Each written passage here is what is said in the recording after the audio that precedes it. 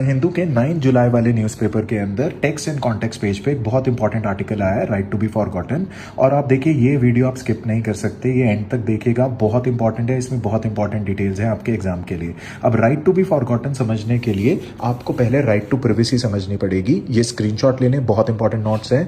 Right to privacy constituent assembly ने discuss करके कहा था कि नहीं है फंडामेंटल राइट, क्योंकि उस टाइम पे नेशनल सिक्योरिटी इंपॉर्टेंट थी और उस टाइम पे हम नहीं दे सकते थे। फिर सुप्रीम कोर्ट ने एमपी शर्मा केस के अंदर जो 8 जज बेंच था, उन्होंने भी यही कहा कि आर्टिकल 21 राइट टू प्रिवेसी नहीं देता।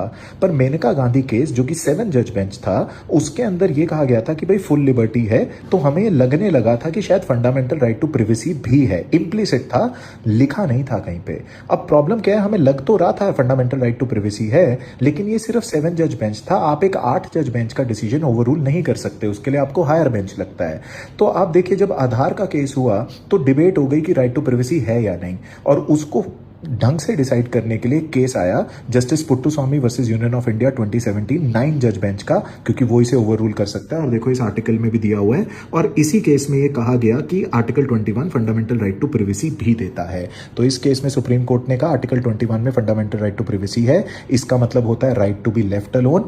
आप दूसरों को एक्सक्लूड कर सकते हो अपने इंटीमेट जोन से। इसमें right to marry, right to choose sexual orientation, right to reproduction, autonomy over body, वो सारी चीजें आती है।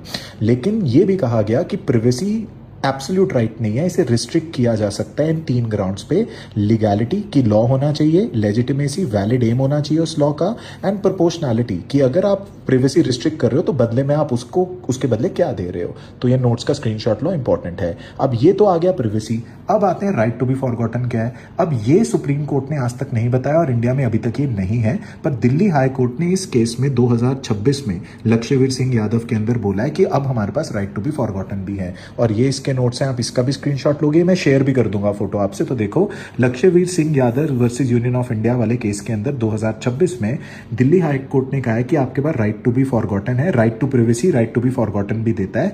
इसका क्या मतलब है कि आप चाहें तो अपना रिकॉर्ड डिजिटल स्पेस में से हटवा सकते हैं या डी इंडेक्स करवा सकते हैं, मास्क करवा सकते हैं या डी इंडेक्स करवा सकते हैं। मतलब कि आपका नाम अगर सर्च होगा तो वो ऑनलाइन हिस्ट्री के अंदर नहीं आएगा।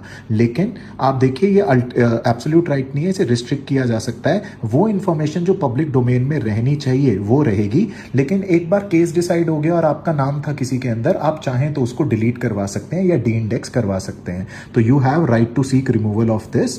और आप देखिए, आज इंडिया के अंदर ये राइट नहीं है। डेटा प्रोटेक्शन एक्ट जरूर है 2023 का, लेकिन वो फुल राइट्स नहीं देता राइट टू बी फॉरगॉटन का। इसका आप स्क्रीनशॉट ले लें। तो ये डेटा इंपॉर्टेंट है, ये डेटा इंपॉर्टेंट है, please read it. Thank you.